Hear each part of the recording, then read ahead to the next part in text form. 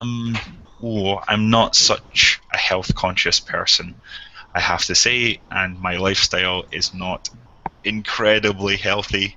I could be healthier, I think, I realize. But I don't have a terrible lifestyle, I do. I am moderately active and I have an okay diet, but I know I could be better. So let's go around the room. Everyone can introduce themselves and tell us a little bit about yourself and your opinion on this topic. Ayesha, why don't you lead us off today? Hello, how are you? Hello to everyone. I'm Aisha from Uzbekistan, in Tashkent. I like this topic. It's very topical today, and because of healthy habits, it's difficult to stick in some habits because of lifestyle of much young people is very, like, how to say, accelerated.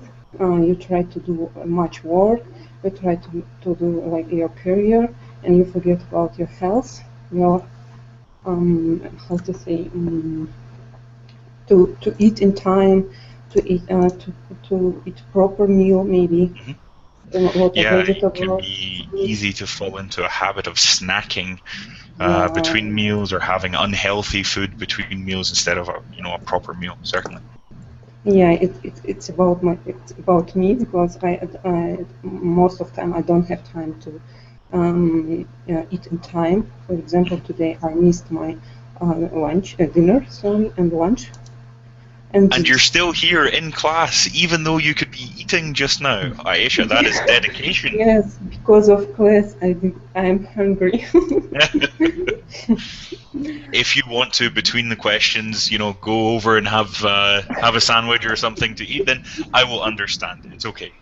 Oh, no, no, I respect all of you, so I don't. What else? Mm, Maybe I will continue next. Yeah, great. I mean, we have a lot of questions and a lot of Yeah. different things to discuss. But that was a great introduction, Aisha. Thank you. Okay, thank you. Uh, Andre, what about for you? What's your opinion on this? Yes, hello. I believe myself to have conscious person. In fact, I believe for most people who are older than 30 or 40 years old are health conscious. It's possible not to pay attention to one's health when you are young, maybe a teenager or 20 years old, but later you have nothing to do but pay more attention to your health and your lifestyle. Yeah. Yes, I do try to convey a healthy lifestyle, but I agree with Aisha. It's difficult to be persistent in it. Some flaws are inevitable. On my part, I believe my how to say pattern of the day is not very healthy. I go to bed late and wake up also late. It's not very good, I think. And Yeah. also, I believe I could uh, better avoid stress and Hmm. not to pay attention to certain things which are Yeah. not very important in fact. Hmm. Yeah. Easier said than done, I think, for these things. Yes, But yes. definitely you broadly healthy. But it's good to have also these healthy living goals as well. Good to have something to aim for. Yeah, great. Thank you, Andre. Artem, what about you? What's your view on this one? Hello, my name is Artyom and I live in Moscow. Um, I think that I'm a little bit health conscious person because I have several apps on my mobile phone which help me to be such person. For example, I have a fitness tracker app. Uh, it uh, it tells me when I should stand up, Hmm. for example. It says um, how much I need to do exercises and moves in a day. And I have an app about. I had an app about water balance.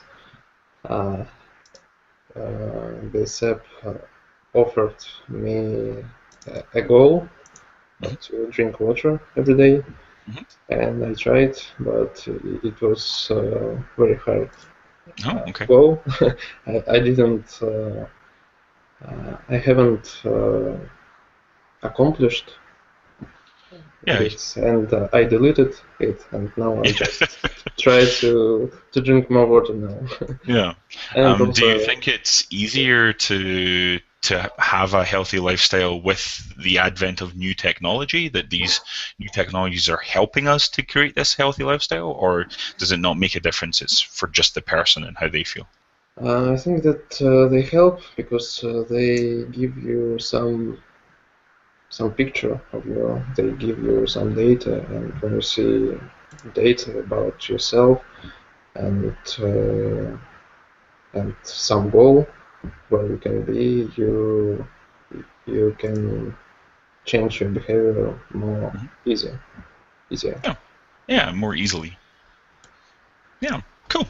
Great. Thanks, Artem. Thanks for introducing yourself and your opinion. Violetta, so let's Yeah. jump to Hi. you. Hello. Do you listen me? Yeah. We can hear you well. Yeah. Okay. Yes, I try to be healthy. I go to gym and I try to adopt healthy habits. But I think it's really very hard in a big city. I'm living in St. Petersburg, and we don't have a lot of healthy foods and don't have time to find it in some local maybe farms or something like this, and we have to buy food in supermarkets, and it's not very healthy, and I think yeah, we try to make something, but another way we have to use a not quality food. Yeah. Or water, for example. Yeah. Water in cities is terrible. So Violetta, then you can bring us very, very nicely onto the next slide. So let me stay with you for slide number 2. Here we're looking at the factors which influence our health, and we can divide these into 3 different factors: genetics, environment, and lifestyles and behavior. And so for you, it seems as if environment is very important, a very important factor. If you were to try to put a percentage on each of these legs of this triangle, what percentage would you put on each one to get to the total 100% of human health? I think, of course, genetics is very big topic of our health, and I talk about lifestyles, and I work right now in environmental organization, and I know a lot about our environment, and I'm really scared about me, and of course about my relatives, friends, and citizenry, and yeah, all people, because we have a really bad water, and usually we should to buy it at shops, and but in plastic bottles it's not very good too. Yeah. And I think yeah, maybe we had bad genetic, and plus for this we have a bad environment. So would you say genetics and environment are more important than lifestyle, or are these things balanced? Is it 33%, 33%, 33%, or? Yeah, I think no, maybe balance, but for example, lifestyle we can change it, but environmental we can try to change, but not all things depends on us, and it's the problem. So environment then is maybe slightly more important than lifestyle, or like 30, Yeah, 30, I think 40? yeah, more important. Okay. Yeah, great. Artem, what's your view on this? What percentages would you give to each of these factors? I will give 60% to genetics, maybe 25% to environment, and 15% to lifestyle and behavior. Because I think if you was born unhealthy, it is very hard to be healthy in the modern life. But if you was born healthy, it's not necessary that you will be healthy, a healthy person. Yeah. And if you live in a huge city with bad ecology, so you have low chances to be healthy. And if the first two factors are good, then you can work on your lifestyle maybe. Yeah, And but for you, it definitely. can make a difference. Yeah, but number one, clearly for you, genetics. It's, Yes. You're born healthy or you're not, or you're born with a predisposition to health or not. Yes, I think it's the biggest factor. Okay, thanks. Andrei, what's your view on this? I generally agree with Artem, and even in stronger proportion, I put 70% to genetics and 15% for both lifestyle and environment.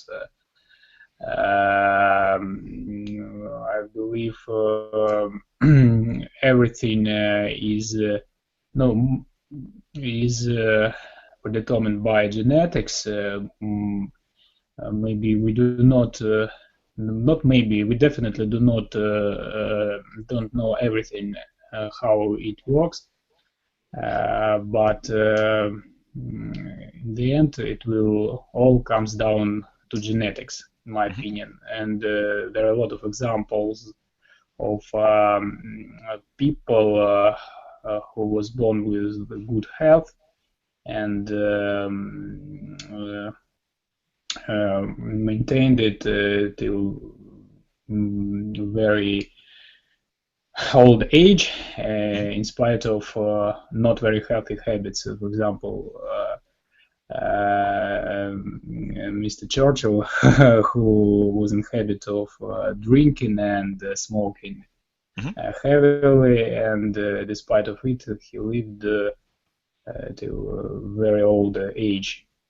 But of course, certainly any good genetics can be broken by an extremely unhealthy way of life or extremely bad environment. It's also should be taken into account, of course.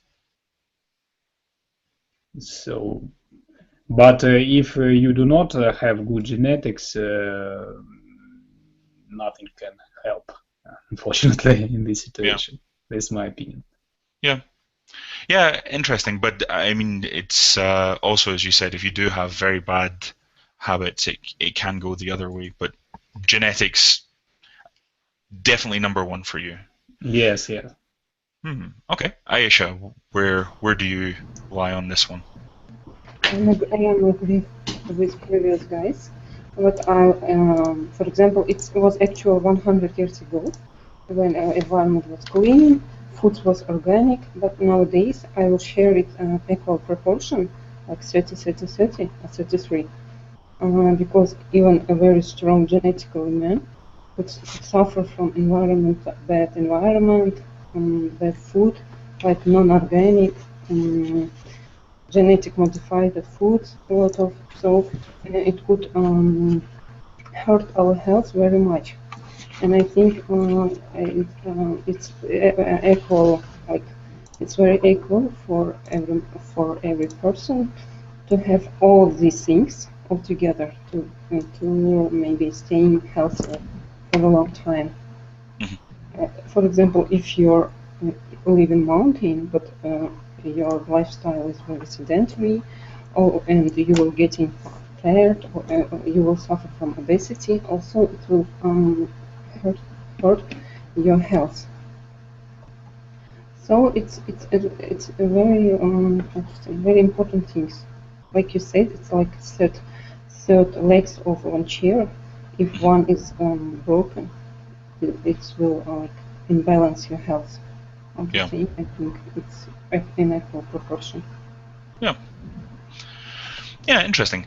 So the notes which I have for this say that the risks associated are more like 25% for genetics, 25% for environment, and 50% for lifestyle choices. That, you know, if we make bad decisions, this will have a much greater negative effect than other ones. But I think, you know, everyone has made really good arguments, and that, you know, it depends on exactly where we're approaching the problem from, and, you know, how we're talking about it. So yeah, really interesting ideas.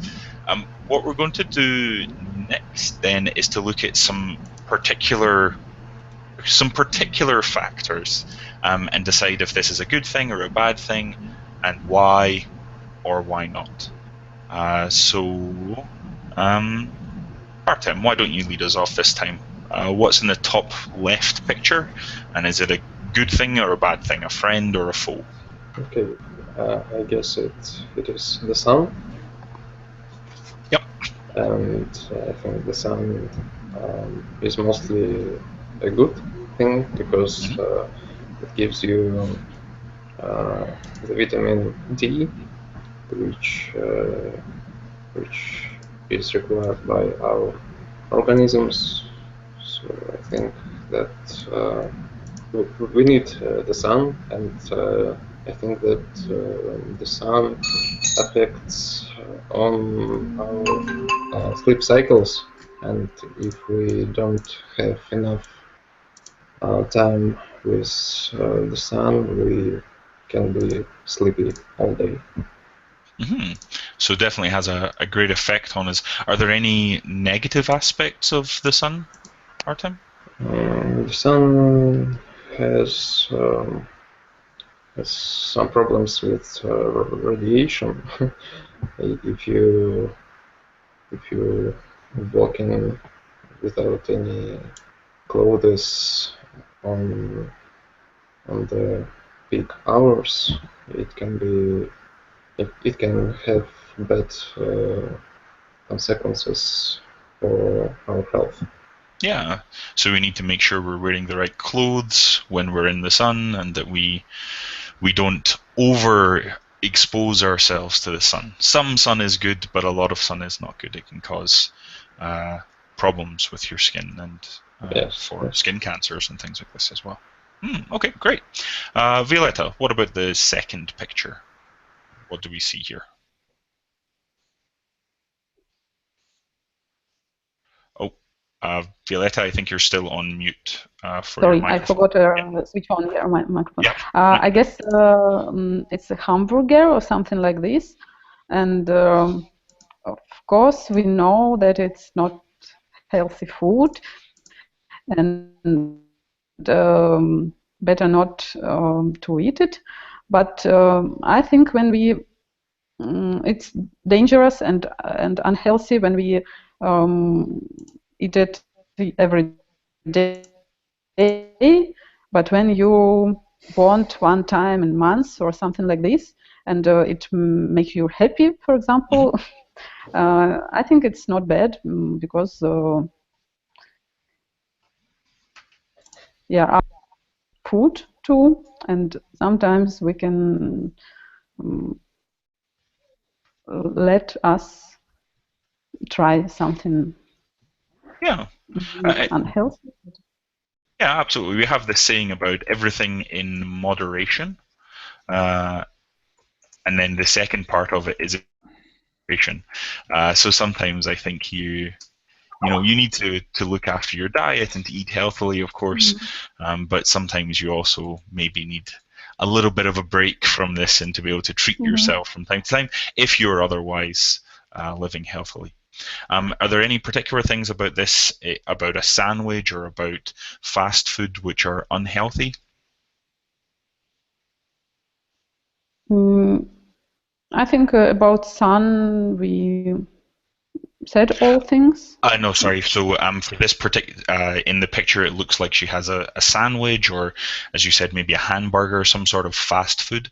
Are there any particular things about sandwiches or about hamburgers which are unhealthy? So like the bread, is the bread very unhealthy? Is it the meat? Is it everything in combination together which makes it unhealthy? I think I'm not vegetarian. A lot of people refuse of meat because it's not free, not friendly environmentally, and but I try to reduce meat consumer because a lot of meat with antibiotics. There are a lot of meats on shop, and it's not very healthy. And I try to change to fish or maybe to vegetables when it's vegetable season. Yeah. So you've tried to reduce your consumption of processed meat. That this is the real problem here, not necessarily the other aspects of it, but it's this processed meat can sometimes have negative consequences. Great, thanks, Violetta. Aisha, what about the third picture here? What do you see? Third picture about drugs. How to say? I guess the picture I didn't want. Sorry. Whoops. Or what to say? I think of course it's bad habit to intake a lot of drugs. But I think in some countries people prefer a lot of vitamins because of a low of vitamins or insufficient vitamin deficiency in their food. For example, in North countries where a lack of fresh foods or vegetables, or it's unaffordable for people, they try to take it like artificial type of vitamins. They intake a lot of. I have heard that Russian people they addicted to vitamins. My friend comes from Russia and says that everyone intake a lot of vitamins. They buy it, but I'm not disagreeing with this habit because all the same people need to eat fresh fruits and vegetables instead of its artificial type. Yeah. For example, yeah. Yeah, so these artificial, the chemically produced vitamins are maybe not as good for you as vitamins from the source, from foods. Yes, but I have heard also that some vitamins should be ingested better in some of group vitamins. So in artificial or chemical vitamins, it's balanced, well balanced. Instead of, for example, if you ingest some like a fluid, and it will be go out without some sufficiency for your organism. Okay. So is it then sometimes these dietary supplements are good for you?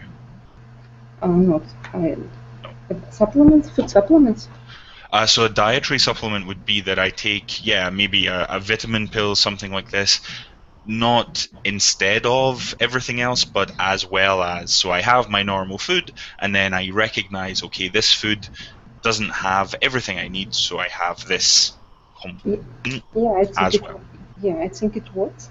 For example, here in Uzbekistan, it's South country, but we are far away from the sea, and we have no seafoods.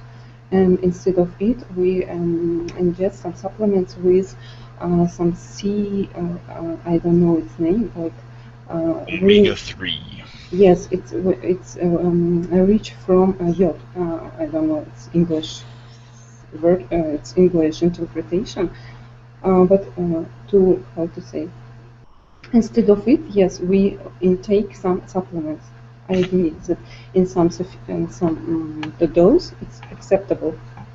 Yeah. Yeah. Okay. Thanks, Aisha. Andrei, what about the bottom left picture?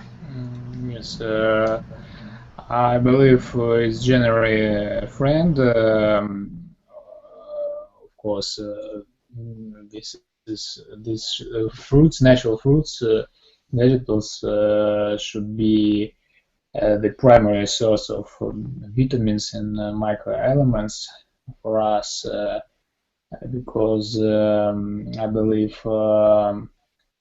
no chemical vitamins can substitute it, because it is a common knowledge that vitamins work only in very complex,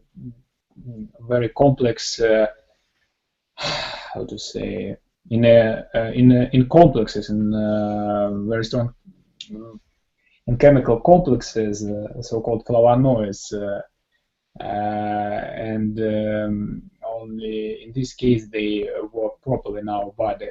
But if we consume separately vitamin C, vitamin A or E, it doesn't work how it should work. And also vitamin C in pills differs from vitamin C in natural fruits. Minor chemical differences, but they can make all the change actually.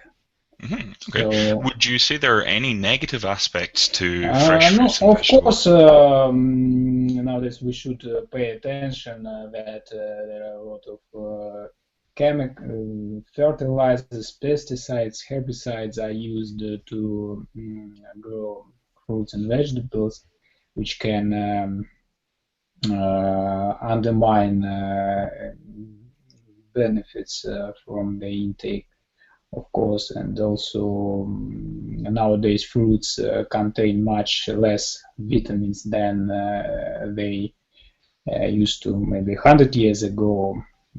Yes, it's Like the negative. levels of vitamins they have, or they have different vitamins? No, the level of vitamins is low because of modern agricultural techniques, which,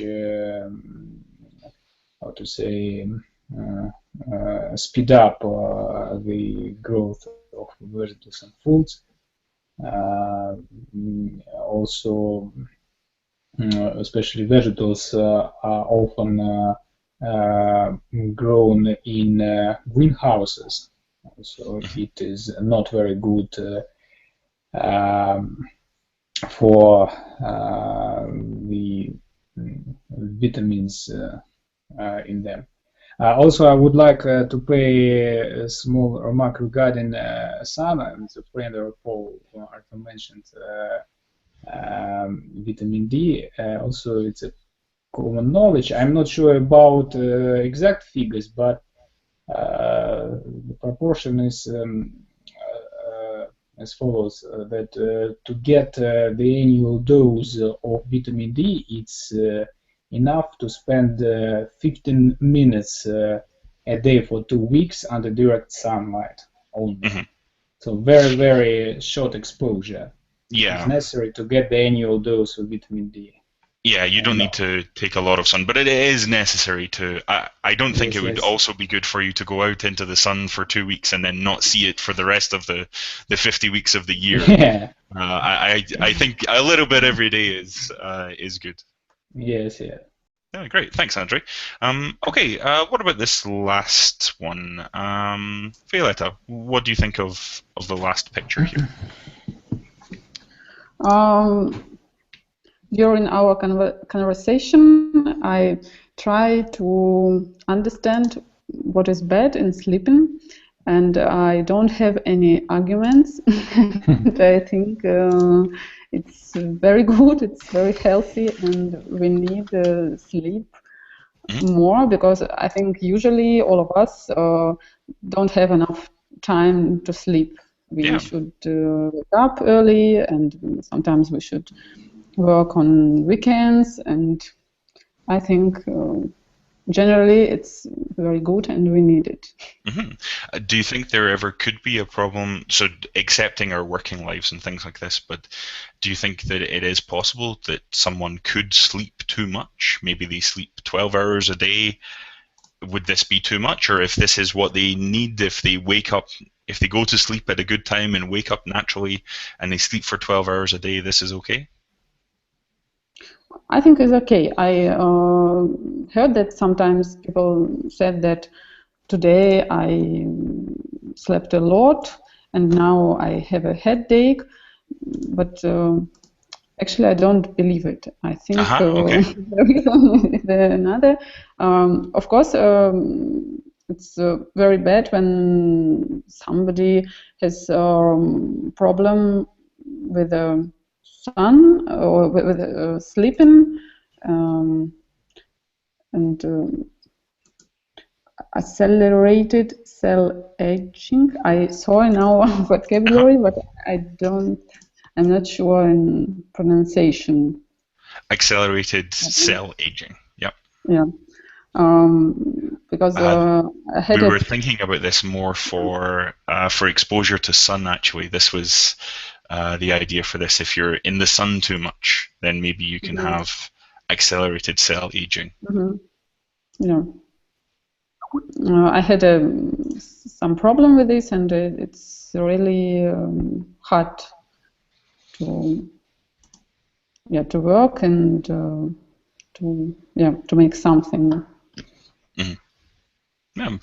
So for you, no such thing as oversleep. That you would love to be able to sleep as long as you could. Okay. Yeah. Does anyone have a similar experience to Violetta, that they've never been able to sleep too long, or has anyone had this problem that Violetta was explaining of maybe having a headache or something like this if they've slept too long? I had such a problem on the weekends when I sleep more than I used during the week.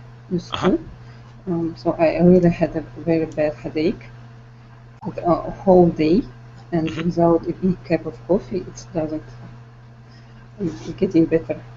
Yeah. And you can directly kind of draw the line between, oh yeah, I usually sleep 7 hours and this day I slept 9 hours, and so I definitely feel worse today. Yeah, I know that every person has some time he needs for sleeping. Some person is sufficient 5 hours, for some person 10 hours. So you need to find your time, and every time to sleep this time. For example, for me it's 9 hours, because 5 hours or 6 hours I'm whole day sleepy. For example, over the 9 hours I have a headache. So and on the weekends, without some alarm clock, I woke up at the same time, because my inside watch, like the biological watch, is adjusted at the, like every time to sleep and wake up at the same time. Yeah. So I think it's a good habit. Yeah. And so do you think it's going against your regular routine of your biological clock more than it is just the number of hours of sleep? If you were to go to bed earlier but still wake up at the same time, do you think you would still have the headache, or would it be like a normal day for you? For example, if I miss time to go to sleep, the whole night I will stand up because I can't sleep. Oh gosh. Yeah, lots of time. I miss the time, and it's also bad. And woke up time also, it should be the same. If you sleep more, of course, it's like your biological, your organism is disbalanced. They don't know what to do with it. Yeah. To sleep again, or to wake up, or to do something. Yeah, so it's important to keep this routine, this balance. Yeah. Thanks, Aisha. Artem, what's your experience of this? Do you have a similar experience of having overslept or needing a routine, or have you had a different experience? I think that I rarely oversleep. So I very rarely have a headache. Mm-hmm. I don't know what to say about. Yeah.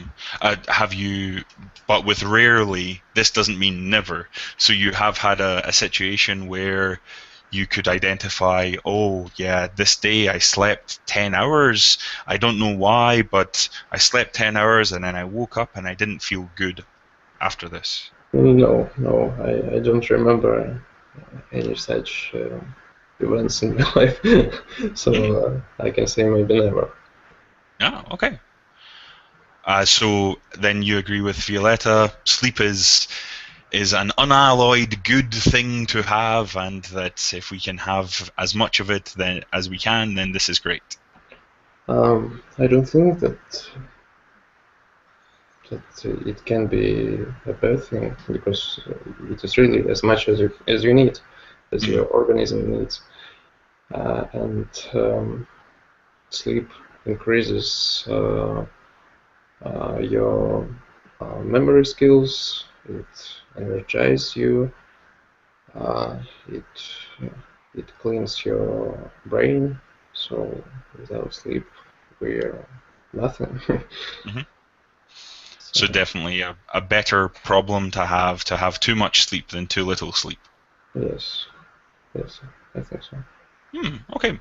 Artem, I'm going to stay with you because you were talking about your healthy habits earlier, and you described some of the healthy habits that you either have just now or that you had at one point.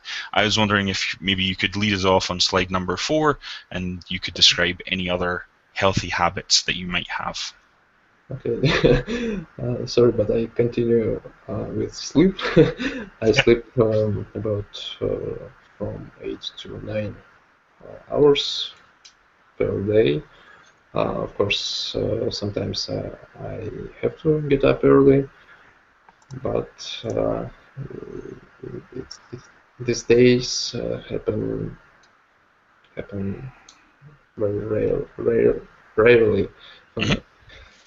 So I think that's my healthy habit.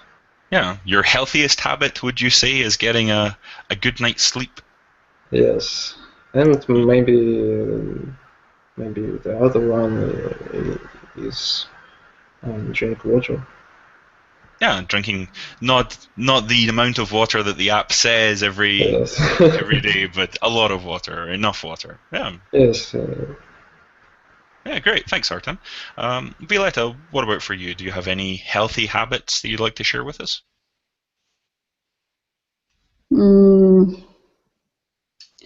This last year I started to go to gym, and I can tell you that it's really changed my life, because before I had a lot of problem with my back and with the knees, and when I regularly go to gym, then I don't have pain, and when I miss, for example, I go to holiday or I'm sick, then I feel unhealthy, and yeah.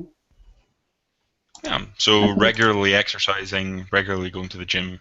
Yeah, This has been and good for you. I try to eat for breakfast porridge, and I think it helps. Yeah. So a healthy breakfast that gives you enough energy for the rest of the day or the rest of the morning, certainly. Good, great. Andre, what about for you? Do you have any particularly healthy habits? Actually, similar to Violetta, I try to have physical exercise regularly. I go to gym and also jogging in some or skiing in winter. And I'm used to take a contrast shower in the morning. Oh, okay. Understand what it means? So this is hot and cold water? Yes, because I believe it helps me improve immunity, my immune system, to fight respiratory diseases and other illnesses. So after taking the hot shower, you spend a couple of minutes in the cold shower, or vice versa? No, not a couple of minutes, maybe 5 or 10 seconds hot water, and the same 5 or 10 seconds very cold water, and 5 or 6 alterations. Aha, okay, so it alternates throughout the shower, 10 seconds hot, 10 seconds cold, so 10 seconds hot. Yes, the reason of this alteration is not to get cold, but just to, how to say, to give a minor shock to your body, some, how to say, to healthy shock, which stimulates immune system. Because if you just stand for a long time in a cold shower, you get cold and do nothing good to your health.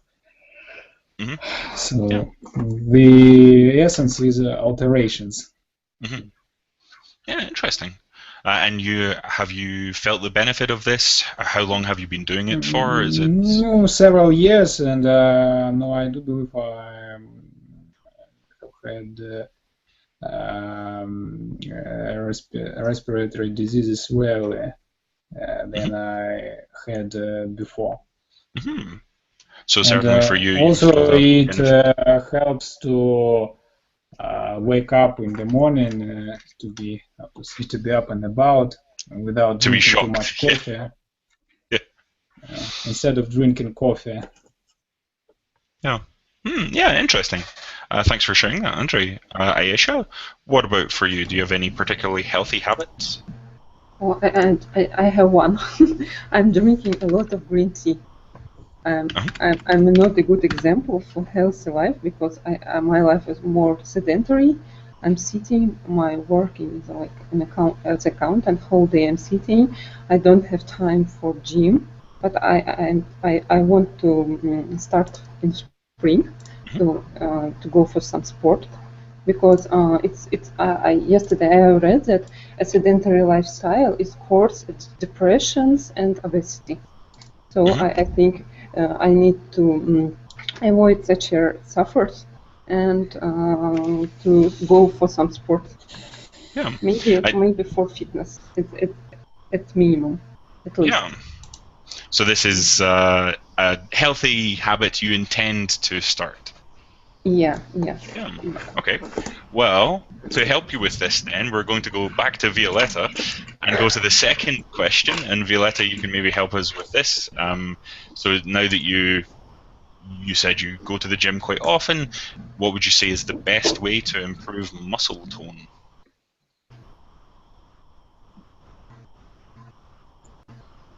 I think it's the best way to go to gym, and of course I can advise when somebody maybe wants to start, better if you have some lessons with the trainer, with coach, and you can understand how to use these training machines, and don't make mistake because it can be dangerous. And when you make it regularly, and when you try to make this diet, I couldn't say that I'm addicted by diet, and sometimes I use some advice from this list, but not a lot, but maybe eat some more eggs. It's good for muscle. Yeah, so there are some foods which are maybe better for improving muscle tones in conjunction with the exercise, in conjunction with going to the gym. Okay. Artem, what about for you? You seem like a reasonably fit gentleman. Do you have any advice for improving muscle tone? I'm not sure because my type of body is genetic. I can't to. So your advice is to be born with the correct genes. Maybe Not so yes, helpful, Artem. Not but, so helpful. but if talk serious, I think that yoga can be the best way. I didn't used to do it, but I recently tried it, and it is different for me than just some workouts, because maybe our muscles need not only ordinary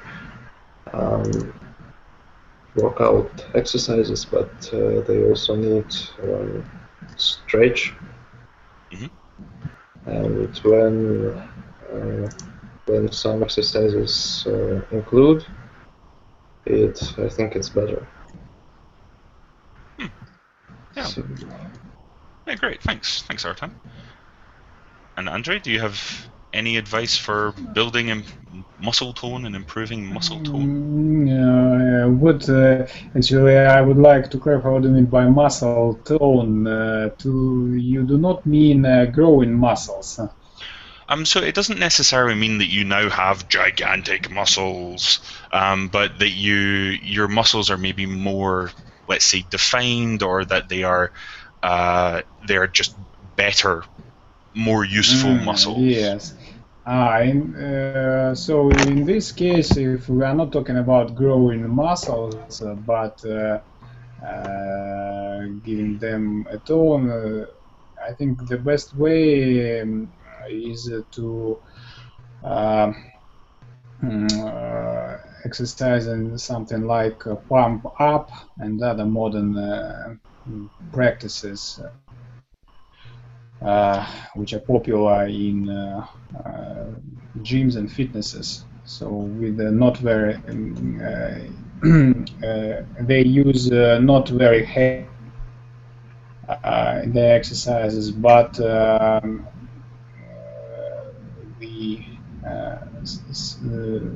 the speed and rate of exercising is rather high. So you do not only train your muscles, but also your cardiovascular system. Yeah.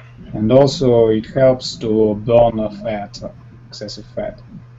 Yeah, so similar to what Violetta had said about a personal trainer, taking some sort of organized class.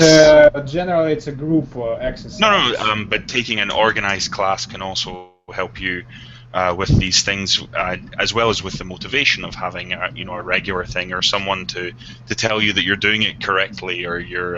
Generally, yes, it's popular in the United States, and also it has come to country, but it's a kind of aerobics when the music is playing and it sets the rate and of exercising. Yeah. So fitness classes. Let's say fitness group classes. Yeah, absolutely. And yeah, as you said, there are a number of these different classes available with kind of different focuses or different techniques doing them. Interesting. Okay, I'm going to skip the next question and go to the last question we'll have time for today. Andre had talked about the way that he has built up resistance to respiratory diseases with this contrasting shower. Does anyone else have anything which they do which they feel is very effective for avoiding respiratory illnesses? Oh, Aisha, any advice? Oh, sorry, I missed it. It's for me. It wasn't. I just added you at the end if you had any particular advice. No, I have ready the slide. The best way to build up resistance to acute respiratory disease. To say the truth, I live in South Country and we have not such a problem in winter.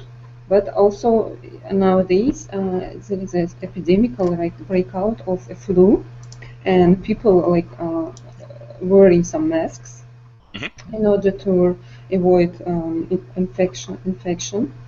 So I think it's the best way, for example, during some breakout of some infections, to wear such a mask, then to eat a lot of garlic, lemon tea, yeah. For example, tea with raspberry or some some fruits with which is rich vitamin C. Because vitamin C, it's increase your organism resistance to infections. But it seemed as if the #1 piece of advice was to live in a country which is which has mild winters and is to the south. But in mild climate, a lot of infections. You know that they don't want to sleep. For example, in frozen countries, a lot of infections in winter time they die because of low temperature. So we need somewhere in the middle where it gets cold enough, but not for a long. So we need to find the perfect climate. Okay. So then everyone's homework is to find the perfect climate to avoid illness. Great. Thank you, Ayesha. Thank you to everyone. I'm afraid that's our time for today. I want to thank you all for your fantastic contribution and participation. Thank you all for the fantastic advice, and I hope to see you all again sometime in the future. Okay, thank you. Thank Bye. you. Thanks. Bye. Bye-bye.